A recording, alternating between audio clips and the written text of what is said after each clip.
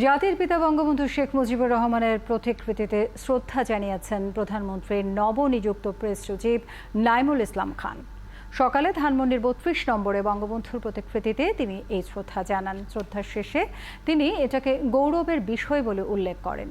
তিনি বলেন, দেশের মানুষের সামগ্রিক কল্যাণ এবং উন্নয়নে প্রধানমন্ত্রী যেভাবে কাজ করছেন সেটা দেশ বিদেশের গণমাধ্যম এবং সাধারণ মানুষের কাছে পৌঁছে দেয়াই তার মূল লক্ষ্য।